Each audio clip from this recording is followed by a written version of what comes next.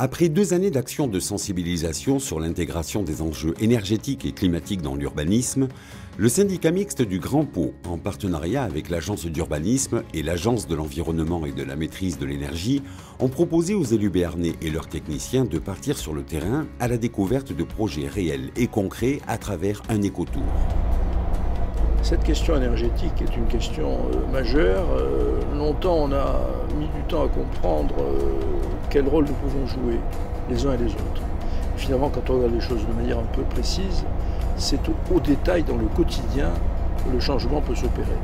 Parmi les lieux visités, Saint-Clar, dans le Gers. Ce village agricole d'un peu plus de 1000 habitants possède déjà une centrale photovoltaïque de 23 hectares, mais aussi, plus récemment, d'une chaufferie bois. Une volonté politique forte des élus locaux en matière de développement durable qui conduit aujourd'hui la mairie à mettre en place l'écoquartier Bellevue. Une surface de 2,7 hectares qui comprend 27 lots et 34 logements. Ce nouveau concept de construction durable ne doit pas faire peur car il peut s'adapter à la réalité de chaque territoire. C'est vrai que ce concept, qui était un concept plutôt urbain qu'on retrouve dans les grandes villes, on se l'a approprié et on l'a réinterprété avec nos problématiques très rurales pour faire un projet qui est un petit peu novateur sur certains aspects, mais en fait qui est très terre à terre et qui reprend beaucoup de principes du bon sens paysan qu'on a en milieu rural. Ici, tout a été étudié pour diminuer le coût de construction tout en améliorant la qualité de vie des habitants. De l'orientation obligatoire des maisons face au soleil pour un gain énergétique à la circulation limitée de voitures, autant de mesures qui font que le vivre ensemble retrouve ici tout son sens.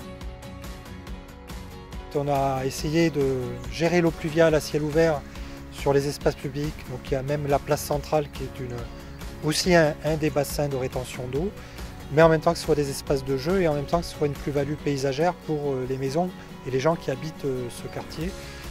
Tous les espaces publics sont plantés de végétaux et de fruitiers, donc là aussi c'est des arbres qui rapportent quelque chose et qui permettent de créer une convivialité pour les habitants extérieurs mais pour les habitants du quartier. De la mixité sociale facilitée par les différents types de logements qui sont proposés ici, des appartements ou des maisons en location ou en accession à la propriété.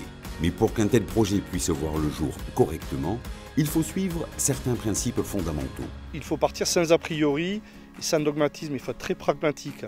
Comme je disais, faire déjà un diagnostic de l'histoire de son village, c'est-à-dire d'où nous venons. C'est la première des choses quand on veut aller vers du développement urbain, c'est de faire une analyse de l'histoire de notre village. C'est ce que nous avons fait. Et au final, on fait des choix qui sont un peu innovants, mais dans l'innovation, on peut aussi faire des économies. Et donc certains de ces choix ont permis de faire des économies au final et d'avoir un résultat qui est complètement différent de ce que nous avions auparavant et qui, dans les coûts, permet d'avoir des coûts d'acquisition de terrain assez accessibles.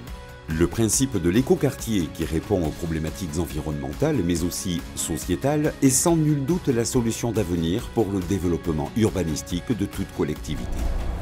Voilà, c'est toute une série de petites solutions qui en sont sympas, agréables. C'est amusant d'avoir des arbres fruitiers sur son chemin, de pouvoir les consommer. Et puis en même temps, c'est très efficace. Et c'est ça qui est intéressant.